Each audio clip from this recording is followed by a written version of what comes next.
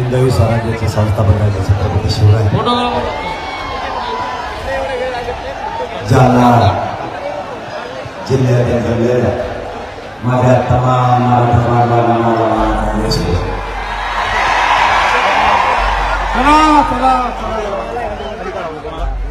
आपली मराठा आरक्षणाची ही लढाई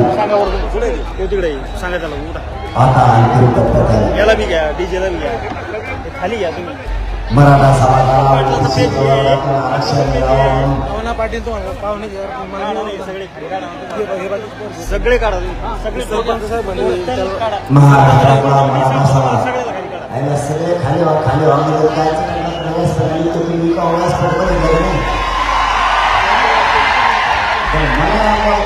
तुम्ही खाली जाणार नाही बसा काय नाही तेवढं व्यासपीठ उभा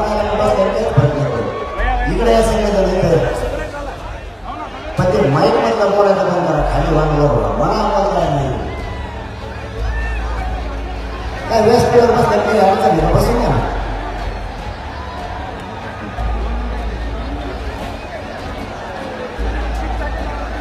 हे उड्या मारू नका त्याच्यावर उड्या मारून आत येऊ नका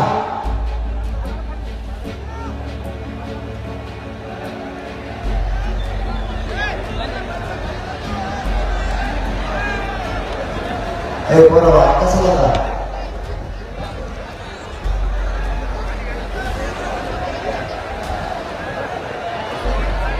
आपली शांतता मिळाली एवढा शब्द भक्ताला समजतो आणि क्षत्रिय मराठीकडे शब्द दिला तर क्षत्रिय मराठी म्हणतात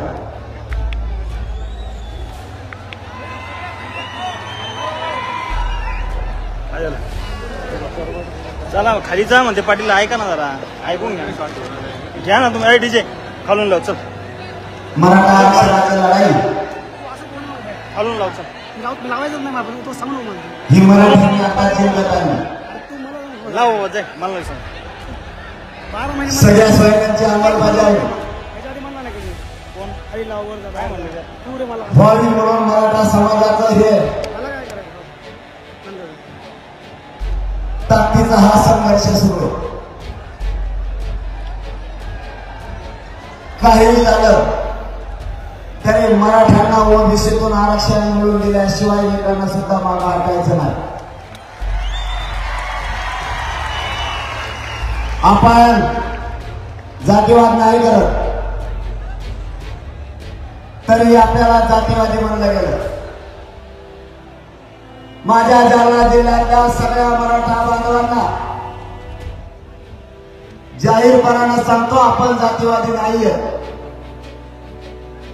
आपण जातीवाद केला नाही आपण फक्त आपल्या लेकराला हक्काचं आरक्षण मागितलं आपल्यावरती अन्याय केला जातोय सरकारकडून आपल्या लेकरावर अन्याय होऊ नये न्यायासाठी आपला हा संघर्ष सुरू आहे आणि जालना जिल्ह्यातला मराठा समाज महाराष्ट्रातल्या मराठ्यांना आरक्षण मिळावं म्हणून लाखोच्या संख्येनं गर्दी या शहरात उसळल्याबद्दल तुमचं मनापासून धन्यवाद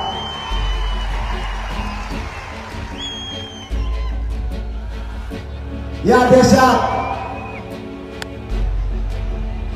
आतापर्यंत सरकारी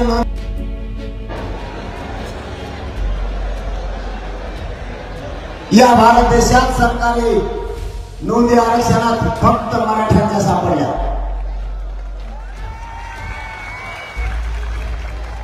मराठी ओबीसी आरक्षणात 100-150 वर्षापासून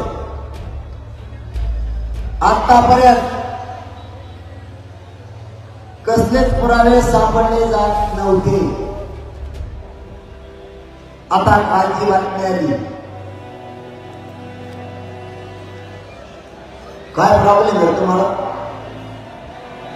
हा एकदम खाली बसणार आपल्या खाली बसते एवढे तसेच मराठी आपल्या खाली बसा म्हणजे आम्हाला कळलं एवढं कोण आलं मला विकास करायला नको पुन्हा बरं आलं दुसऱ्या काम द्यायला गाडी बघितली काय विसरेल मागच्या लोकांना पाठीमध्ये माता मावल्या आहे त्याचा विचार करायचा. अरे तुम्ही खाली बस म्हणून बस नाही दिसत नाही दिसत आवाज करून ना मग आता आवाजावर बाळाचं सगळं भुजबळचं शिला नाही.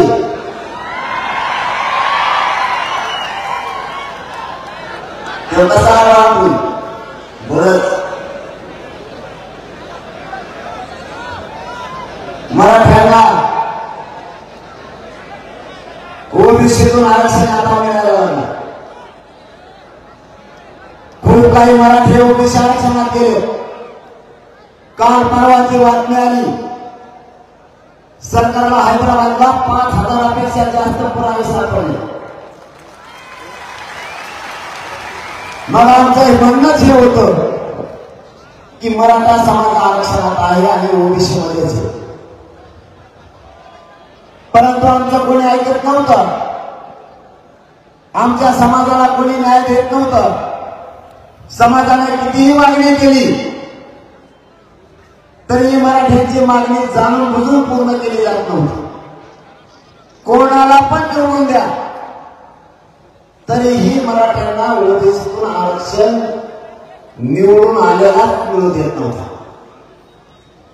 भाजपचं सरकार आलं की ते म्हणायचे आम्ही तुम्हाला पहिल्याच आठवड्यात दिलं. त्या काँग्रेसचं आलं हे म्हणायचं आम्ही तुम्हाला 15 दिवसात दिलं. 70 वर्ष माझ्या मायबाप मराठीचे यांच्या नादानाला गेले. हे वाला किती ते वाला किती दोघं देणार नाही. आता नवीनच डान्स केला दोघं आणि काहीतरी बोलले तुम्ही यायचं मला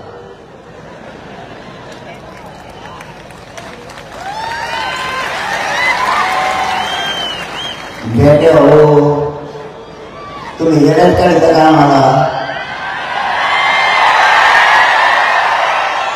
आता तर फक्त पाडा होतो. जर नाव घेतलं ना खेळच खलास.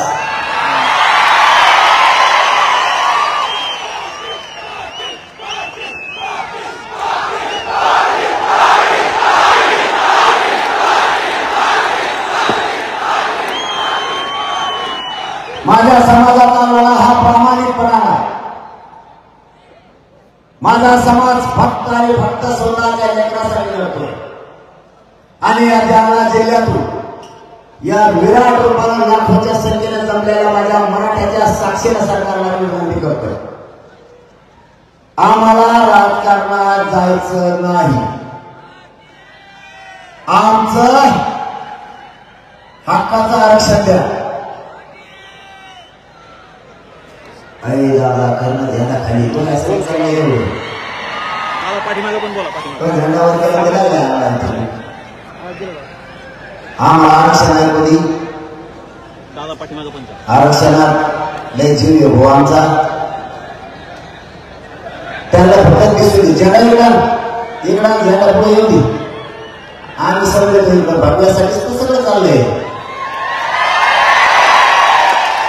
फक्त माल चालवायला लागले म्हणून पुढे दी इकडा व्यासपीठावर धरतो झेंड्यावर पाठीमागे पण जा. काही ना काहीतरी असतेच. पण माझ्या समाजाला आणि आम्हाला राजकारण नाही करायचं. आमचा तो उद्देशही नाही. मी या जालना जिल्ह्यात जमलेल्या लाखोच्या संख्येने मराठ्यांच्या साक्षीने सांगतो राजकारण आमचा वाट नाहीये. राजकारण हा माझ्या समाजाचा आणि माझा धंदा नाहीये.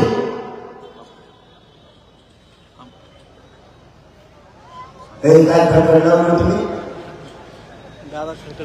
स्वयंसेवकच अडकते का? शांत बसा. मला माहिती आहे तुम्ही सगळे दमणार. तुम्हाला जाणून ठेवा की सगळे दमले. आपल्या आई बहिणी सुद्धा 6 घंटे झाले सलग रस्त्याला उतरत प्रवणात जात आहेत. आपलं आणि सरकारचं काय चाललंय हे आपल्या राज्याला कळणं गरजेचं आहे. आणि आपल्या जालना जिल्ह्यात आंदोलन सुरू आहे. आपल्या जालना जिल्ह्यानं राज्यासाठी मराठ्यासाठी संघर्ष अंगावरती घेतलाय आणि शेवटपर्यंत कडे न्यायचा ठरवला. आपल्या समाजावर होणारा अन्याय जशी आंतरवाली ताकदीनं समाजाच्या आंदोलनात उतरली तसं जालना लावून धरलं आणि महाराष्ट्रातल्या मराठ्यांनी सुद्धा ताकदीनं हा संघर्ष हा लढा आपल्या हातात घेतलाय. म्हणून राज्यातले करोडोच्या संख्येनं मराठी एक जीवाने एकत्र आले. आनंद असू द्या, आनंद असू द्या. प्रत्येक वेळेसच स्वार्थ नको. आपली जात कधी एकत्र होत नव्हती, ती एकत्र झाली. आयुष्यभर आनंद असू द्या. ही मराठ्यांची जात जर अशीच एकत्र राहिली तर मराठ्यांना काही मिळवायचं असलं तरी ते मिळणार. मराठ्यांपुढे शक्य काहीच नाही, फक्त एकजूट अशीच राहू दे. न मिळणार आरक्षण मराठ्यांना मिळायला लागले फक्त एकजुटीच्या जोरावर. माझी सरकारला या ठिकाणाहून विनंती, मला आणि माझ्या समाजाला राजकारणात जायचं नाही. आम्ही आणखी तुम्हाला सावध करतोय, तुमच्या हातातून वेळ गेलेली नाही. काय काय नाही, त्यांना काही अडचण नाही. तुम्हाला अडचण आहे का मला? तुम्ही दोघं खाली कमी बसले, बाकीच्या येत नाही. तुम्ही काय कोण खाली? तुम्ही चौघडी ऐक हो, नाही पुरेवर बोलत असतो. काय असलं काय काम असतं आपल्याला सगळं लागतं. काय एका येत नाही, दुसऱ्या तिसऱ्या नाही. काय काम नुसतं खाली जातो. जाऊ का? मला काय मोठं पण नाही बाबा. आपण छत्रपतीच्या पवित्र पुतळ्याजवळ आपल्याला काय मानापानाची गरज नाही. फक्त इमानदारीला करतोय, तुमचा मुलगा म्हणून करतोय, एवढंच आहे माझं. माझी शक्ती फक्त इमानदारी आहे. तुम्हाला दैवत मानलं.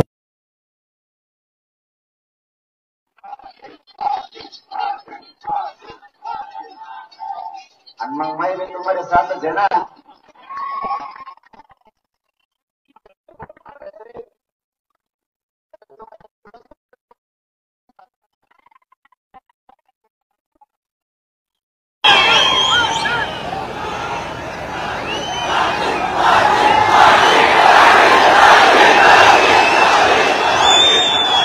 तुम मेरे साथ है म्हणून तर संघर्ष लागली छत्रपती पडला. हा काढला आधीच त्याच्यात कोणाला लागत म्हणते त्याला आधीच लागली. मराठ्यात दिसले की त्याला तसंच होतं. एक झाले माझं काय नाही. मी तुम्हाला दैवत आणि मायबाप मानले आणि माझी निष्ठा मी विकत नाही. माझी निष्ठा फक्त तुमच्याशी. हेच काही जणाला प्रथम नावच नाही आले, कारण मध्ये सांगितले नावच नाही आले. सांगितले मला नाव येणार होते. काही आपल्यातले तृप्त आत्मे, काही जण सरकारला मिळाले आणि काही अभ्यास, काही म्हणलं ज्यांना पचनीच पडत नाही त्यांचे दुकानं बंद झाले. काल 12 वाजता नाव येणार होते त्यांची. कोण कोण मिळाले काही नाही. पत्रकार परिषद घेते नाही का, भाषण करते, दुसरं काय करते, काय केलंय काय नाही. मूळ सरकारकडून बोलायचं. सरकारला बापच तो म्हणतात. तुम्हाला पक्षाला सरकारला तुमच्या जातीला बाप म्हणा ना. काय मिळालं ते जातीला मिळेल. बरं तुम्ही काही केलं, पत्रकार परिषद घेतल्या, काही केलं, आता नाही नाव कळायला आम्हाला. पण तो भाषण केल्यावर किंवा पत्रकार परिषद घेतल्यावर मग वाटलं ना तर कोण येते. आता नाही बऱ्याच सोडला आम्ही या दुकानदाराला. आता मात्र जर का समाजाच्या आड आला सरकारचा एक म्हणतो तुला मराठा समाजाला सामोरं जायचं हे लक्षात ठेवा. बरं झाला मला दिवस आम्ही पण ऐकलं इथं काय येत्या सरकार काही ना काहीतरी प्रत्येक वेळेस कारण शोधून काढते. बोलतो मी कुणाच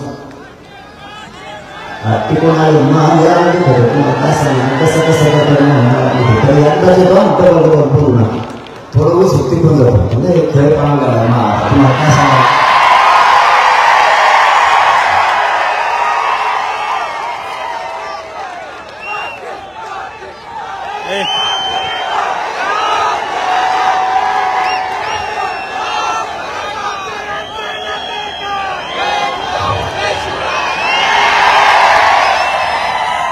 आपल्या जर सरकारच्या काही हाती नाही लागलं तर सरकारसमोर तेवढाच एक प्रश्न असतो लोक फोडायचे आणि आंदोलन दूषित करायचं यांनी काही दावा केले मी मात्र समाजाला आरक्षण मिळवून दिल्याशिवाय सरकारच्या 10 पिढ्या आणि 100 पिढ्या झाकल्या तरी मराठ्यांवर दुसऱ्याला आरक्षण मिळवून देणार जे व्हायचं असेल म्हणजे एका जागेवर ठरवलंय मला बोलता येत नाही तुम्ही इकडे तिकडे म्हणून गपची बायका सगळ्या गोष्ट केलं परत इकडं आलो इकडे टाळ्या वाजते तिकडे वाजते मला पुढे जा असं बरं नाही ना विषय राहायचा बाजूला येडे घालून घालण्यातच जायचं बोलून मी काय छरण पाहिजे भुजबळसारखा फुकट थोडंच खाल्लेलं किंवा फुकट खातो कोणाचंही तुम्ही दुसऱ्या मिरच्या दिल्या त्याला त्याला तरी खातो फक्त फुकट लागत फुकट काष्टाचं नाही लागत तुम्ही भुरकी तोंडाला होता त्याचा तरी गिळून घेतो फुकट लागत त्याला फुकट सगळ्या सोयऱ्यांची अंमलबजावणी सरकारनं करावी उद्याचा दिवस त्यांच्या हातात 13 तारखेचा वेळ एकूण 1 महिन्याचा वेळ सरकारनं आपल्याकडून घेतलाय सगळ्या सोयऱ्यांची अंमलबजावणी आपल्या व्याख्याप्रमाणे करायची तरच आपल्याला ती मान्य नाही तर नाही सगळ्या सोयऱ्यांची अंमलबजावणी ही 2001च्या कायद्यानुसार 2012च्या कायद्यात सुधारणा करून 2024च्या कायद्यानुसार मराठा समाजाचा समावेश हा ओबीसी आरक्षणात करायचा म्हणून सगळ्या सोयऱ्यांची अंमलबजावणी आपल्या व्याख्याप्रमाणे पाहिजे नंबर 1 दुसरं सगळ्या सोयऱ्यांची अंमलबजावणी नुसती मराठ्यांसाठी नाही आता तुम्ही सुरू केलं मग केलं लोकांनी ना आता तुम्ही मी म्हणतो काय तर पलीकडे सगळ्या सोयऱ्यांची अंमलबजावणी आपल्या व्याख्याप्रमाणे करायची दुसरं कारण सगळ्या सोयऱ्यांची अंमलबजावणी मराठ्यांसाठीच नाही असं नाही ज्यावेळेस सगळ्या सोयऱ्यांचा आधी सुद्धा काढायची त्यावेळेस ठरलं मराठ्यांसाठी सगळ्या सोयऱ्यांची अंमलबजावणी करू आता 2012च्या कायद्यात 2001च्या कायद्याचा अधिकार वापरून जर करायची असली तर नुसत्या मराठ्यांसाठी ती सगळ्या सोयऱ्यांची अंमलबजावणी टिकली नसती आणि त्यांचा त्यावेळेस तो डाव होता असं आपल्या लक्षात आलं की नुसती मराठ्यांसाठी जर केली तर ती उडणार गिरीश महाराजांना वाटलं तेच व्यवसाय 15 रुपयाचा बेल्ट आम्ही सांगताना सांगितलं छगन भुजबळ सारखे आम्ही जातीवादी नाहीये सगळ्या सोयऱ्यांची अंमलबजावणी करायची तर सगळ्या जाती धर्माच्या लेकराला सुद्धा ते मिळालं पाहिजे सगळ्या सोयऱ्यांची अंमलबजावणी सगळ्या जाती धर्मासाठी करा आता सगळ्या जाती धर्मासाठी केलं ते उडत नाही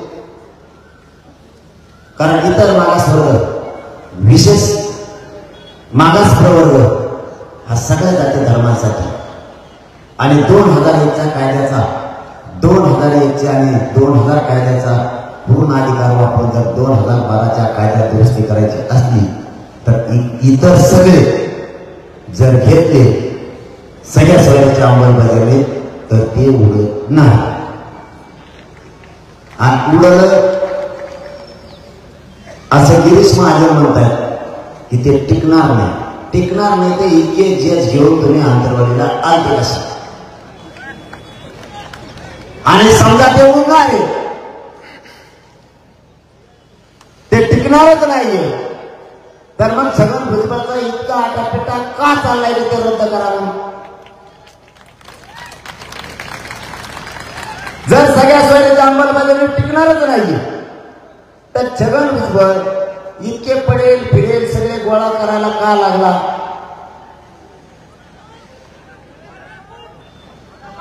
आणि इतके जण जमा करून सगळ्या सोयीची अंमलबजावणी झाली तर नाही पाहिजे यासाठी सगळ्यांनी ताकद लावली. याचा अर्थ ते टिकते. बरं ते नाही टिकले तर या जालना जिल्ह्यातल्या सगळ्या मराठा समाजाला खरं ते सांगून देत तुम्हाला सुद्धा मान्य आहे, मराठ्याला काही द्या टिकूनच देत नाही. 16% आरक्षण राणे समितीला दिलं, उडीलं का नाही? 13% आरक्षण दिलं, उडीलं का नाही? आता 10% दिले. मला याच्यात आणखी एक गोष्ट कळाली नाही, तुम्हाला कळायला असली तर सांगा.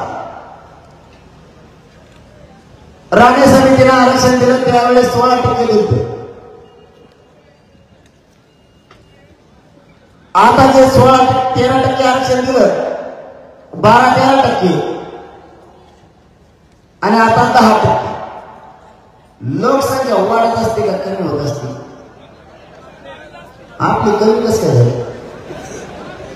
आधी 13%, त्याच्या आधी 16, नंतर 13 आणि आता 10. म्हणजे आमच्या माणसं काय अमेरिकेला राहायला गेले आणि तुमची कसं काय वाढायला की छगन भुजबळ? तुला तर उठा येत नाही.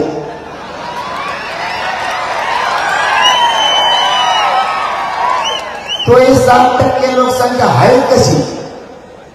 येणं सगळ्या दुनियाचं तो 7% लोकसंख्या आहे कसा? तरी आपण गणित घेऊ बरं. 60% ओबीसी. छगन भुजबळ म्हणतो तसंच मागायचे दोन पुढे आता शहाणा माणूस तेवढंच राहिला महाराष्ट्राला. केस पिकेल पाणी.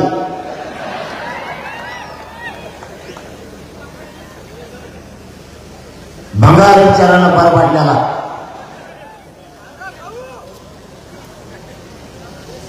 60% ओबीसी, 34% मराठा. किती झाले? अहो 20% एसटी एसटी. 150% लोकसंख्या असते राज्याची. पागल समजतो का छगन भुजबळ आम्हाला? त्याच्यात मुसलमान कुठं सोडितो, मारवाडी, ब्राह्मण, जैन हे कुठं सोडितो? हे नाही करायचं घ्यायची. काय गणित लावीन त्याचा भरोसा नाही. देणे घेणं नाही, त्याला काय गणित लावायचं लावण्या आपण आपलं बोलतो. आपला विषय चाललाय सगळ्या सोयीची अंमलबजावणी आपल्याला पाहिजे. आपण त्याच वेळेस आणखीन एक मागणी केली होती. त्याच वेळेस ज्यावेळेस न्यायाधीश आले होते त्याच वेळेस ज्या मराठ्यांची पुनविनोद सापडली त्या नोंदीच्या आधारावर महाराष्ट्रातल्या मागे त्या मराठ्यांना कुणबी प्रमाणपत्र द्यायचं, कारण दोघांचा व्यवसाय सारखाच. ओढून आमच्या सगळ्या सोयीचा काय म्हणतो मग मराठ्यांना किती चांगलं आहे हे लोक खाऊच देत नाहीत आपल्याला. उडी देतच ही गोष्ट मराठ्यांनी मान्य करा. काही चांगलं आहे. आता तर 10% आरक्षण ओरिजिनल या. खरं सांगता तुम्ही मला आज काय बोलायला लागला? मागासवर्ग आयोगानं मराठा समाजाला सामाजिक आणि शैक्षणिक दृष्ट्या 10% मागास सिद्ध केले. 10% आरक्षण हे कोणालाच होऊ शकत नाही असं दिलेलं आताचं 10%. पण मागास जर जात एखादी केली तर ते 50%च्या आत 27% आरक्षणाच्या आत व्हावं लागतं. यांनी 50%च्या वर दिल्यामुळे ते टिकत नाही, म्हणून आपला त्याला विरोध. पण आरक्षण मराठ्यांना मागास सिद्ध करून दिलं ते 27% ओबीसी आरक्षणाच्या आत घ्यायला पाहिजे. पण त्यांनी ते घेतलं नाही म्हणून आपल्याला ते मान्य नाही. पण एक प्रकारे ग्राह्य धरून ते टिकणार आहे. तरी अंमलबजावणी करायच्या अगोदर कोर्टात गेले का नाही? हे आरक्षण रद्द करावं म्हणून त्या 10% आरक्षणाची अंमलबजावणी होण्याच्या आत कोर्टात याचिका सुद्धा दाखल केली की आरक्षण उडवण्यात यावं, रद्द करण्यात यावं. म्हणजे चांगलं दिलं तरीही हे मराठ्यांना खाऊच देत नाही. पण किमान तुमच्या सगळ्याच्या बळावर, माझ्या शक्तीप्रमाणे, माझ्या ज्ञानाप्रमाणे मला जितकं निष्ठेनं लढता येईल तितकं मी समाजासाठी प्रामाणिकपणानं लढतोय. मॅनेज होत नाही आणि इकडे सुद्धा कोणाला काय करू मग.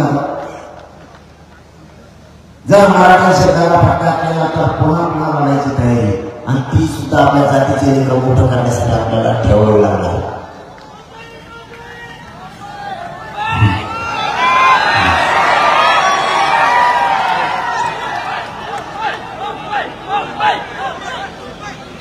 खरं जायचं काय सगळे सगळे येणार का तुम्ही ऐकलं.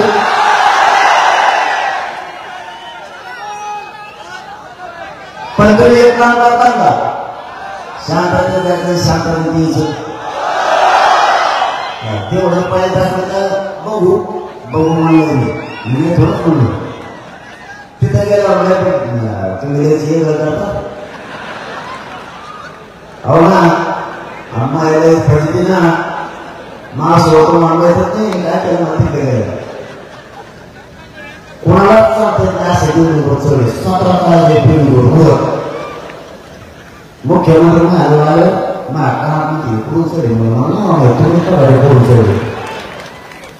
इतके होते मी त्याला सांगितलं तुम्हाला ते जर या गावाला लागले बाबा काय पुढे परेशानी अख्खी एका पोराला अख्खी मात्राला याची गर्दी भेट किंवा एका एकटं वगैरे बसलं 2 घंटे नेम डांबरे ओढलंच नाही. त्याचा फेसच कमी होण्याला त्याचा उठे काय त्यांना एकाने ते म्हणायचे कोणत्या झोन येईल ही व्यापी गेली म्हणजे तर झोन येण्याचं सगळे महत्वाचे. मग जास्त फेसला त्याच्यानंतर त्याचे भाषणाला टाकलं त्याला 3 घंटा भाषण होतं किंवा काय पडते काय घालते आणि पूर्ण पंढरपूरला गेले तिथं काय झालं ते एकट्याच्या प्रताप बघून हे म्हणजे काय असेल ते वाचतच मुक्तावं त्याचं एकट्याचं होते एकट्याच बाकीचं काय तुम्हाला जाहीरपणाला सांगतो हे शांततेचं युद्ध आहे म्हणून सरकारला केलं. शांततेचे युद्धात नाही ताकद हे शांतता जर आपण लावून धरला ना जगात आणि राज्यात कोणाचा टप्पर नाही आपलं आंदोलन बघून पाहिजे. कोणाचा आपल्याला सगळ्या सोयऱ्यांची अंमलबजावणी पाहिजे. आता हैदराबादहून काय कागदपत्र आले त्याच्या सुद्धा माहीत होईल. हैदराबादच्या गॅजेटचं, सातारा संस्थानचं गॅजेट, बॉम्बे गव्हर्नमेंटचं गॅजेट हे लागू झालं पाहिजे ही आपली प्रमुख मागणी. 83 क्रमांकाला मराठा आणि कुणबी एकच आहे. 83 क्रमांकाचा कुणबी मराठ्याचा आधार एवढं सुशीलकुमार शिंदे सरकारने 2004 ला अध्यादेश काढला होता की मराठा आणि कुणबी एकच. आमचं एवढंच म्हणणं आहे कायदा झालेला आहे, कायदा पारित करण्याची गरज नाही. 2001च्या कायदा 2004च्या कायद्यात फक्त जो बनवला मराठा आणि कुणबी एक आहे त्याच्यात फक्त त्याच्यातल्या अटी शक्ती कमी करा, त्याच्यात फक्त सुलभता आणा एवढंच आमचं म्हणणं आहे. कायदा बनलेला आहे आता काहीच करायची गरज नाही. पण सरकारची मानसिकता काय कोणतंही येऊ द्या ते महाविकास आघाडीचे येऊ द्या तरी महायुतीचे येऊ द्या मराठ्यांचे लेकर मोठे व्हावे एकालाही वाटत नाही. तुम्हाला पण तसंच पाहिजे. तुम्ही त्याच कामाचे त्याला निवडून द्यायला. आता काही मराठ्यांनी डोळे उघडा.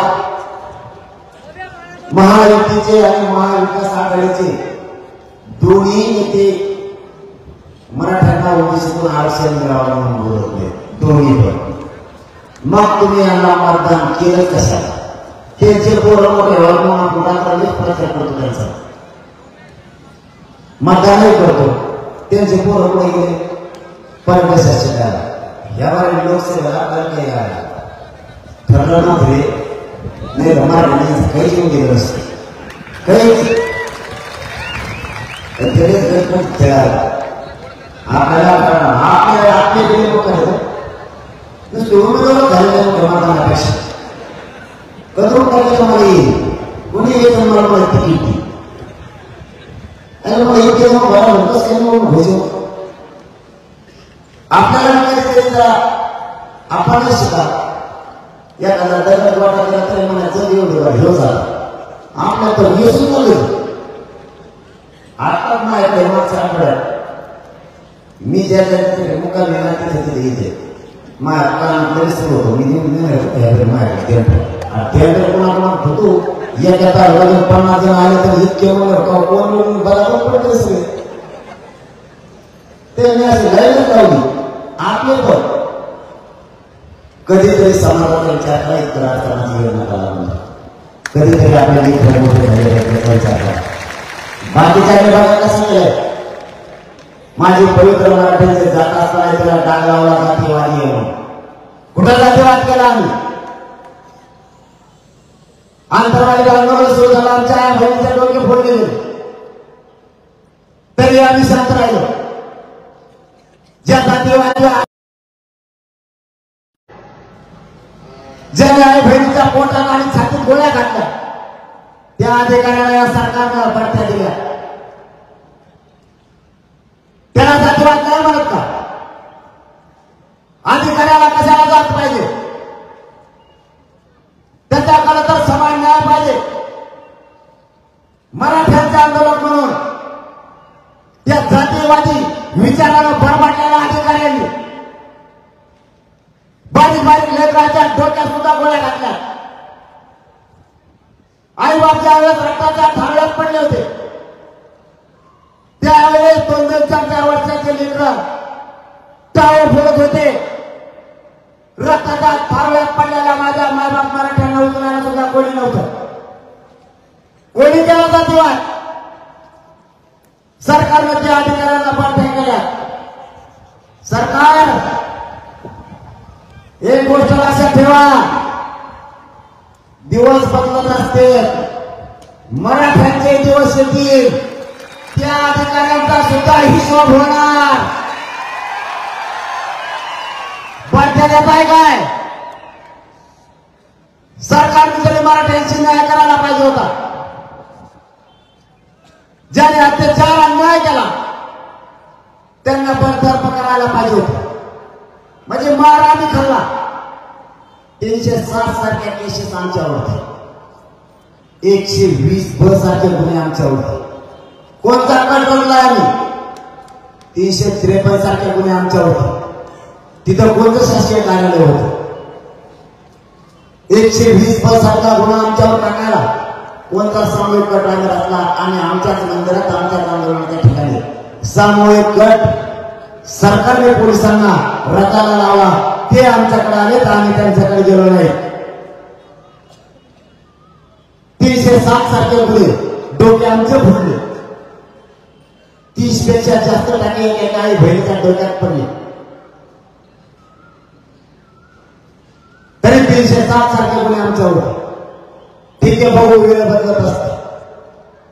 तुम्ही तुमच्या जातीसाठी कट्टर काम नावाचा सुद्धा मराठ्यांसाठी कट्टर हिशोब पुरा करणार म्हणजे सोडणार नाही. ज्या थराला जायची वेळ येईल त्या थराला जाईल पण सोडणार.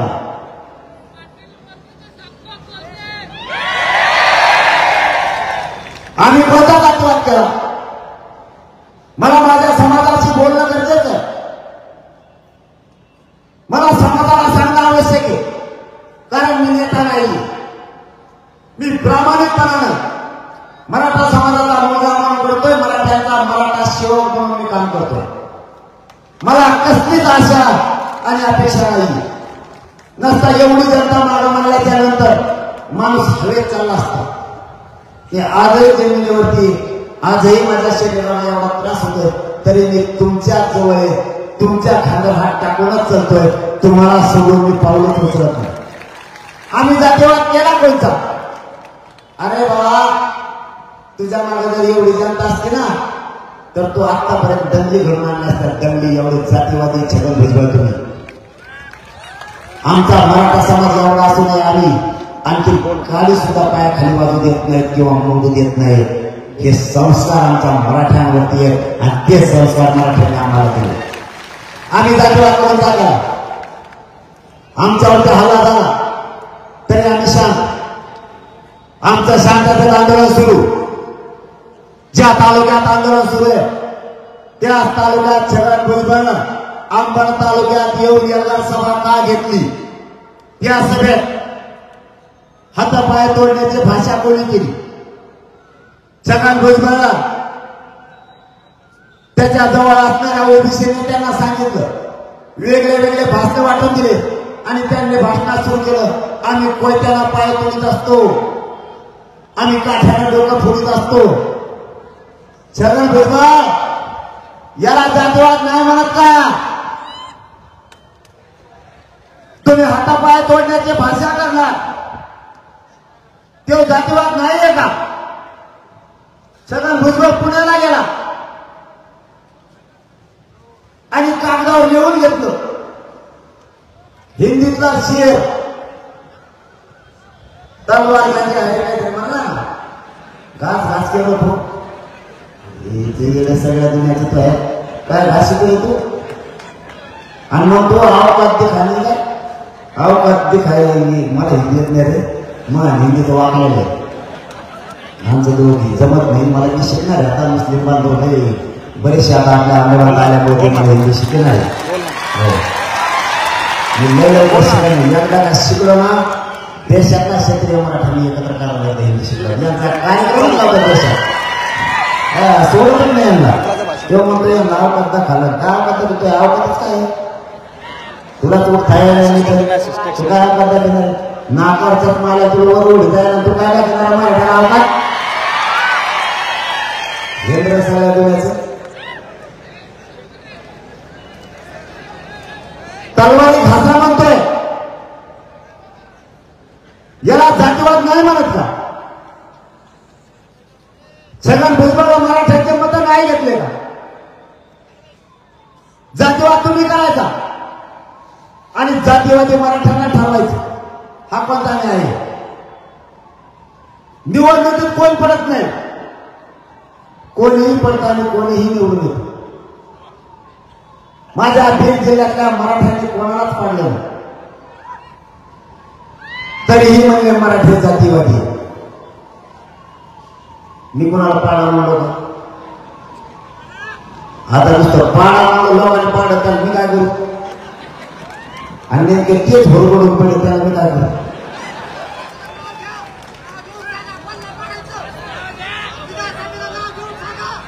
नाही एवढं नावाचं टेन्शन नाही घ्यायचं. ह्या बाळींना नाव घेऊनच खेळ. त्याचं कारण की तसं 43,000 मतदानच व्हायला गेला. ज्याला नव्हतं द्यायचं मी म्हणलं कोणाला निवडून आणा, कोणाला नव्हतं नाही घेतलं. मग आपल्याला 10,000 मतदान जिकडं जायला होतं तिकडेच गेलं की मी म्हणलं कोणाला पाळा कोणाला निवडून आणा. तर शेतकरी मराठी म्हणले आम्हाला दोन्ही पास नाही, दोघांना नाही करायचं, घरीच राहायचं.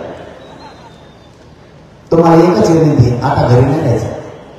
कोणाला का करणं म्हणजे ठरल ते ठरल, पण मराठ्यांनी 100% मतदान करायचं. 100%.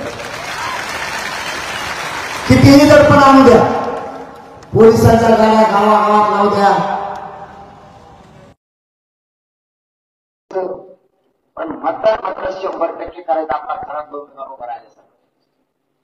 मोजता कोणी घडवत मोजणार इतकं मतदान एका मात्र 100% करायचं. आपल्या मागण्या मान्य करा हीच आपली मागणी. मला त्यांनी कुठलाही जातीवाद केला नाही, कधी करणारही नाही, तरी मला त्यांना त्रास दिला गेला. जातीवादी हे मला एक सांगा, माझा भाऊ माझी काय चुकी? मी कुठं जातीवाद केला? यांची जात यांनी एकत्र आणली त्यावेळेस ते जातीवादी नाही. माझा मराठा लेकरांसाठी जातीवाद.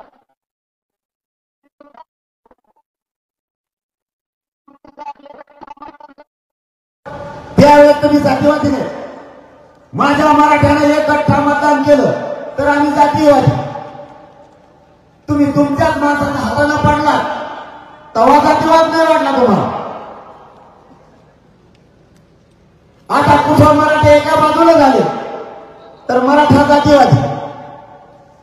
तुम्ही लोकांना धमक्या टाकताय, तो जातीवाद नाहीये का? जे आंदोलन उभा आहे त्याच्या समोरच छगन भुजबळला आंदोलन बसायला लावलं, तेवढं नाही का जातीवाद? समोरासमोर बसल्यावर वाद होणारच. तरीही मराठ्यांनी वाद होऊ दिला नाही. तुम्हाला जातीवादाच्या जवळपास 10 ते 11 विषय सांगितले. आता 12वा सांगतो. मराठ्यांच्या शासकीय नोंदी निघाल्या भारत देशात कोणाच्याच निघाल्या. ह्या सगळ्या पक्षातल्या ओबीसीच्या नेत्यांनी एकत्र येऊन सांगितलंय मराठ्यांच्या नोंदी रद्द करा. याला जातीवाद नाही म्हणत. मराठ्यांना जी बाजी लावायची वेळ येईल ती लावायची, पण ओबीसीतून मिळालेला आपला नोंदी एकही नोंद रद्द होऊ द्यायची ना. म्हणून प्रसंगी जी लढायची वेळ येईल ते लढायचं. यांच्या आरक्षणासाठी कोणत्या टोकाला जायला तयार आहे? आपल्या जातीच्या लेकरासाठी, आपले लेकरं मोठ्या होण्यासाठी आपण का संघर्ष करायचा नाही? हे जर यांच्या जातीसाठी कट्टर असतील तर मीही माझ्या जातीसाठी कट्टर आहे. मला स्वाभिमान आहे, मराठ्यांचा आहे आणि माझ्या जातीसाठी मी कट्टर आहे. तुम्ही केसेस घ्यायला भेट नाही तर आम्ही पण कोणत्या केसेस तुम्ही आमच्यावरती करताय, आम्ही काय घ्यायला पाहिजे? गरज नसताना सगळ्या पक्षातले ओबीसी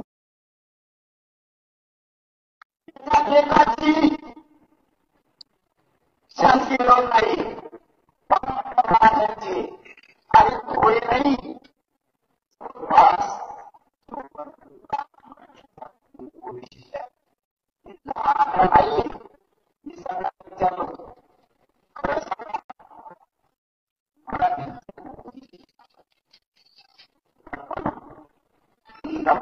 मराठाला तो महाराजात मारत आणि मला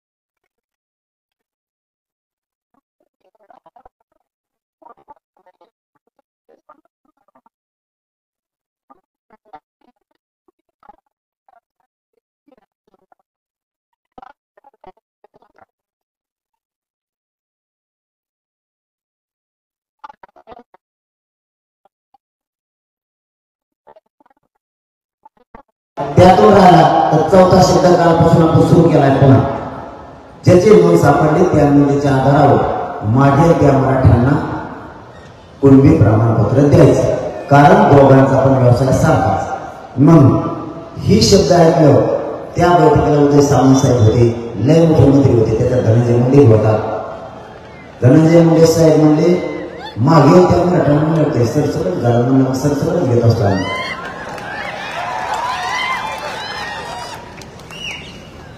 म्हणे मान्य हो जाऊ द्या, कारण सगळ्या मंत्र्यांनी, सगळ्या सचिवांनी, सगळ्या तिथं आलेल्या आरोग्य ते मान्य केले. म्हणून आपल्याला आपल्या मागणीप्रमाणे घ्यायचं. यांनी जातीवाद सुरू केला.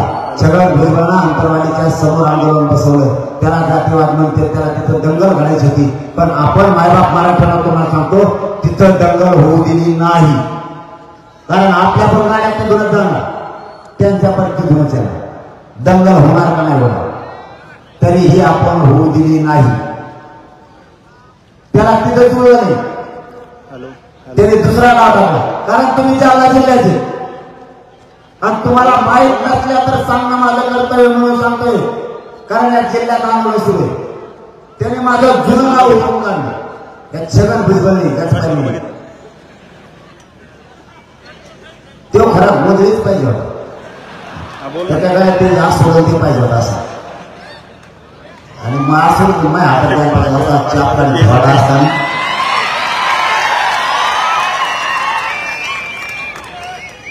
देवेंद्र फडणवीस भरपाडलेल्या विचाराचं सगळं ठेवतच करू. इतकं ऑफिस आहे सगळं भुजबळ. जिथं जाईल त्या सरकारचं त्या पक्षाचा दिनाच करते. त्या शिवसेनेचा कार्यक्रम केला ते. नंतर ते राष्ट्रवादी केला. आणि आता भाजपचा स्वप्न जवळपास करीत आणला. आता थोडे पाडे नाही त्याच्याच मुळे पडले. आणि जर सरकारनं फडणवीस साहेबांनी त्याचंच ऐकलं आणि मराठीवर जर अन्याय केला तर राज्यात भाजपचं एक सीट मराठी निवडून निघून गेलं. भाजप संपलं का राहिलं. आणि मग कशाला त्याचं ऐकलं ढकलून द्या तिकडं. सगळ्या दुनियाची साडेसाती इतका जातीवादी जातीला इतका बरबडलेला माणूस घाण विचाराला बरबडलेला माणूस सोबत ठेवू नये. तरी तो सोबत ठेवला. या छगन भुजबळला माझं जुनं गाव शोधून काढलं. माझा भाऊ यांची रॅली आली पाठव 4 वाजता पाठव. आणि आले कधी गाड्या घेऊन रात्री 8 वाजता. कशाला आले तुम्ही इतक्या लवकर. त्यांना सांगितलं होतं दगडफेक करा. तुमच्या गाड्या तुम्हीच फोडा म्हणजे डाग लावता येईल की मनोज जरांगे त्याच्या गावात गाड्यांना दगड घालायला लावलं आणि दंगल घालवायची. मी तिथं सुद्धा यशस्वी होती. त्यांच्या गाड्या फोडल्या पळाले ते त्यांच्या फोडल्या. तेच पहिले भेटाळवर ते तुटले तेच दवाखान्यात गेले काही सापडलं. तिथं हरेला आपण त्यांना. आणि खोट्या केसेस देवेंद्र फडणवीसांच्या पोलिसांनी आमच्या मराठ्यावर केल्या त्या माझ्या गावात. आता याने तिसरा गाव काय टाकला ती सांगतो. यांना कुठंच जुळलं नाही. म्हणून या छगन भुजबळ त्यांचे काही ओबीसीचे नेते त्यांना आंतरवालीत रॅली काढायला लावली. तुम्हाला माहित नसेल आंतरवालीत. कारण तिथं आंदोलन सुरू आहे. तिथं जर तुम्ही गेलात वाद होणार ना. तुम्ही असं हातकून वागतच करू. दुसरीकडे पार महाराष्ट्रात जावं लागतं तुम्हाला. आम्ही जातो का तसं तुमच्या आंदोलनाच्या समोर मराठी कधी बसले का. तुमचं आंदोलन समोरून बसलं मराठी आधी बसले असं कधी झालंय का. मराठी जाणून बुजून करत नाही. फुकट कोणाचं भांडण विकत घेत नाही. त्या आंतरवालीच रॅली काढली. कोणीतरी रागाला काय म्हणून आणि मग त्या घाण घोषणा सुरू केल्या. मग त्या घाण घोषणामुळे माणसाला राग येतोच. कितीही मेलेला माणूस असू द्या कितीही ताकदहीन असलेला माणूस असू द्या राग मात्र येणार. तुम्ही छाताला दोन नाचायला लागल्यामुळे राग येणार.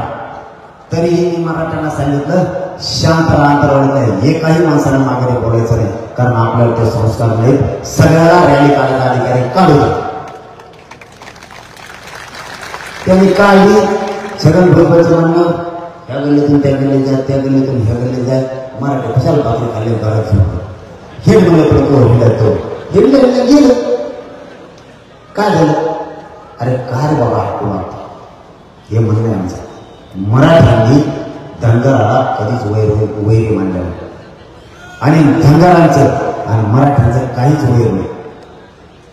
त्या छगन भुजबळचं ऐकून मराठ्यांचे धनगरांचे चांगले संबंध तुम्ही का खराब करता.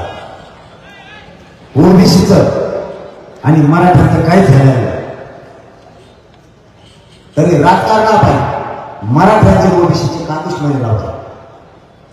मराठ्यांचा हक्काचा आरक्षण मराठ्यांच्या नोंदी सापडल्या.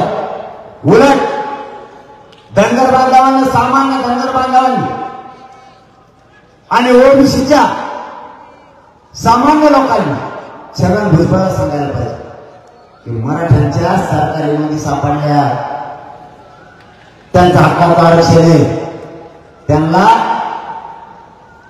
त्रास देऊ नका आणि त्यांच्या नोंदी रद्द करा म्हणू नका, त्यांचं आरक्षण त्यांना मिळू द्या, तुम्ही कशाला फुकट भांडण विकत घेताय असं त्यांना त्यांच्याच नेत्याला सांगणं गरजेचं आहे. तरीही तो छगन भुजबळ विरोध करतोच, हरकत नाही, त्यांना काय विरोध करायचा आता करू द्या. तुम्हाला माझी विनंती, आपण आरक्षण ओबीसीतून मिळवणार आहे, सगळ्या सोयीची अंमलबजावणी पण घेणार आहे, कारण आता अंधार पडायची वेळ झाली, तुम्हाला सुद्धा लांब जायचंय. शेवटचं फक्त एवढं सांगतो, काहीही झालं तरी दुपटीनं जालना जिल्ह्याला पुन्हा एकदा मराठा एक करायचा, यापेक्षा दुपटीनं आपल्याला ही लढाई जिंकायची. काही झालं तरी ही लढाई जिंकायची म्हणजे जिंकायची. माझा शब्द आहे तुम्हाला, माझा जीव जरी गेला तरी तुमच्या लेकराला ओबीसीतून आरक्षण दिल्याशिवाय मी माग हटणार नाही. मी सरकारला मॅनेजर होणार नाही आणि फुटणार सुद्धा नाही. आयुष्यात तुमच्याशी गद्दारी करणार नाही, हे शब्द तुम्हाला देतो आणि थांबतो. धन्यवाद. जय शिवराय. सगळ्या बांधवांना विनंती, सगळ्यांनी मोबाईलच्या बॅटरी सुरू करा. जागेवर मला 1 मिनिट. खूप संख्येनं जालना जिल्ह्यातला माझा मायबाप मराठा समाज आलाय. जरा या राज्य सरकारचे उघडून ठेवले, बहुद्या जालन्यातला कट्टर मराठा. सगळ्यांनी मोबाईलच्या बॅटरी बंद करा, एक बी मोबाईल खाली ठेवू नका. बघा हे कसं मोबाईल दिसतोय मराठ्यांचा. धन्यवाद. जय शिवराय. वरच मोबाईल झाला. 1 मिनिट. 1 मिनिट.